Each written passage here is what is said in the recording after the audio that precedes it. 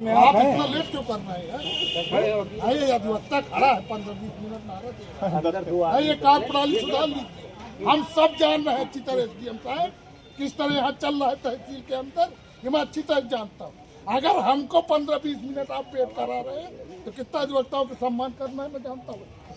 आप सुधर जाएगी अच्छी तरह हिदायत देंगे। चलिए अध्यक्ष जी ज्ञापन लीजिए। लीजिए ज्ञापन लीजिए। 15 मिनट से अधिवक्ता नारा लगा रहा है। कुछ भी नहीं था, 2 आदमी थे, तुरंत में आए। नहीं सर, आज आना चाहिए था ना। तहसील में जो चल रहा है सब हम जान रहे हैं। Hello, thank you very much. नए न्यायालयों के निर्माण में क्यों नहीं बजट है? हवाई बजट पास हुआ ये है। सब हवाई बजट है। अधिवक्ता जो सर्वोपरि है, देश की आजादी अधिवक्ताओं से मिली है। पंडित नेहरू, डॉक्टर राजेंद्र प्रसाद, सरदार पटेल, ये सब अधिवक्ता थे। आज अधिवक्ताओं की अनदेखी करके बजट पेश हो रहा है। इस बजट की मैं घूर मैंने अवहेलना करता हूँ। सरकार केवल गुमराह करने का काम कर रही है। सरकार गुमराह कर रही है, जनता को। अरे मैं आपको बता दूं, यहाँ तहसीलों में जिस तरह भ्रष्टाचार व्याप्त है, अभी एसडीएम है, हमको 10 मिनट 15 मिनट वेट करा रहा है। जिस एसडीएम की हैसियत क्या है? यहाँ अभी माने जो टीम थी छापा मारा था, ये तहसील भ्रष्टाचार का अड्डा बन गया। हम आज हिदायत देते एसडीएम को, हम डीएम से वार्ता करें, इसको तत्काल सुधार ली। नहीं ये तहसीलदार एसडीएम यहाँ बैठ नहीं पाएंगे, हम इनको कुर्सी से हटा के बाहर फेंकेंगे। ये भ्रष्ट अधिकारी यहाँ नहीं बैठ पाएंगे। प्रिय मित्रों, इस प्रकार की गर्जना के साथ जब कोई अधिवक्ता न्याय हित के लिए लड़ाई लड़ता है तो वास्तव में ये एक पर्याय बन जाता है। और लगातार जैसा अध्यक्ष जी ने कहा, पूरे तहसील में भ्रष्टाचार, घूसखोरी, मक्कारी, दलाली अपनी चरम पर है, तो इसको बंद होना चाहिए। यदि बंद नहीं होगा तो अधिवक्ताओं की तरफ से एक बड़ा एक्शन हो सकता है। बिल्कुल एक्शन होगा। हम इसमें जिलाधिकारी से वार्ता करते हैं जी, और हमें पूरा विश्वास है कि अभी नए जिलाधिकारी। और जिस प्रकार से आपने ज्ञापन दिया, ज्ञापन देने के बावजूद भी प्रशासन अपनी हरकत से बात नहीं आती, तो क्या कर सकते हैं आप? हम सड़क में उतर आएंगे, प्रशासन की नींद हराम कर देंगे। क्या नाम है? विजय प्रकाश त्रिपाठी। क्या चाहते हैं आप अधिवक्ता संघ के लिए? कुछ बोलिए, क्या चाहते हैं आप? अधिवक्ता संघ के लिए आज अधिवक्ता इतना परेशान है, ऐसी जो सरकार की नीति है, व्यवस्था है, उससे अधिवक्ता अपने आप को असहाय महसूस कर रहा है। और ये अब चलने वाला नहीं है। यदि अधिवक्ता प्रोटेक्शन एक्ट लागू नहीं हुआ तो बहुत ही जल्द अधिवक्ता रोड पर होगा और सरकार की नींद हराम कर देगा। सरकार की मनमानी अब नहीं चलने वाली है। अधिवक्ता जाग गया है, सड़क पर आने की ठान चुका है। क्या नाम है आपका? अनुराग पटेल। क्या चाहते हैं आप? हम ये चाहते हैं कि जल्द से जल्द अधिवक्ता प्रोटेक्शन एक्ट लागू हो।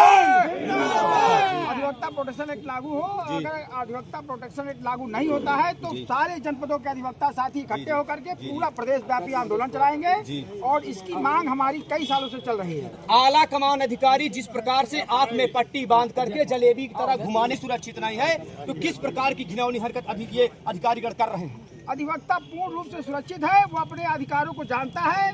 बस ये है किस प्रकार से सुरक्षित है? हत्या करा दी जाती, किस प्रकार से सुरक्षित है? ये प्रशासन की नाकामी है। उस नाकामी को छिपाने के लिए प्रशासन अधिवक्ताओं के ऊपर डाल रहा है। अधिवक्ता स्वयं सक्षम है। यदि वो अपने आप को सुधारेगा नहीं और सरकारें अधिवक्ता के हित पे काम नहीं करेंगी तो इस तरह की सरकारों को, लोहिया जी ने कहा था कि 5 साल तक इंतजार नहीं करती है जनता, और अधिवक्ता तो निश्चित तौर पे इंतजार नहीं करेगा। और एक बात बता दें आपको, आज़ादी की लड़ाई में जिस तरह से अधिवक्ताओं ने मिल करके लड़ा और देश को आज़ाद कराया, आज फिर वही जरूरत आ गई है। अगर इन काले अंग्रेजों को जो है समझ में नहीं आया तो अधिवक्ता अपनी ताकत को दिखाएगा। साथ ही साथ रामपुर के जो अधिवक्ता साथी हमारे बीच में नहीं रहे, उनके साथ जो उनके पैंट पे गोली मारी गई है, निश्चित तौर पे उनके परिवार को 1 करोड़ का मुआवजा दिलाया जाएगा। उनके परिवार को जो है एक नौकरी दिलाई जाएगी।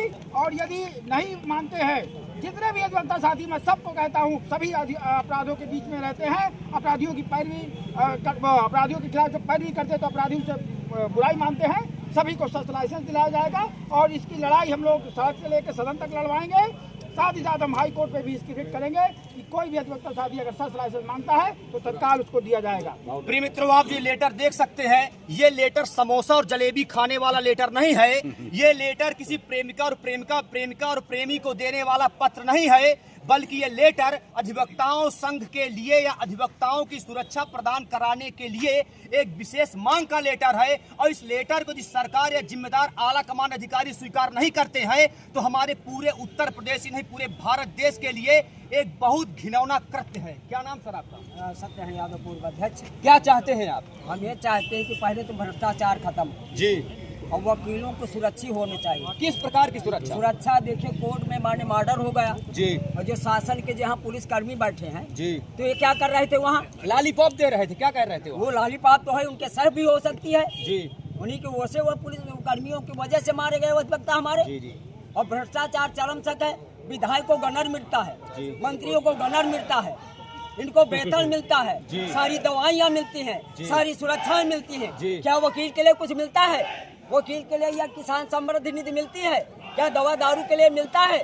जब अधिवक्ता मरता है तब हमारे बार काउंसिल से कुछ न कुछ मिलता है, लेकिन सरकार क्या देती है? जब हमारे पूर्व अध्यक्ष मौजूदा ने कहा कि क्या बजट में कुछ वकीलों के लिए किया, क्यों नहीं करते? वकील तपस्वी है, दूसरे के लिए शाम तक बिना वेतन के, सरकार की नजर में बिना वेतन के न्याय के लिए खड़ा रहता है। और यहाँ इनको बता दूं, यहाँ सब जानते हैं, एक एक लेखपाल, एसडीएम, तहसीलदार, इनकी जांच होनी चाहिए। इनके नाक के नीचे भ्रष्टाचार पलप रहा है, एक एक दरख्वास्त पड़ी रहती है, करेक्शन की 4-4 साल नहीं होते हैं, पैसा काम नहीं होता, बिल्कुल नहीं होता। मैं तो कह रहा हूँ, मंच से कह रहा हूँ, घूस नहीं मिलेगा, काम नहीं होगा, घूस नहीं मिलेगा, काम नहीं होगा। घूसखोरी तो है ही है। इससे बड़ा क्या सबूत होता है कि यहीं से पकड़े गए जा रहे हैं, टांग टांग के ले जा रहे हैं। तो यहाँ देखिए भ्रष्टाचार चरम तक है, इसको बता दीजिए, शासन को बता दीजिए, हमारी बात आवाज पहुँचा दीजिए। अब अधिवक्ता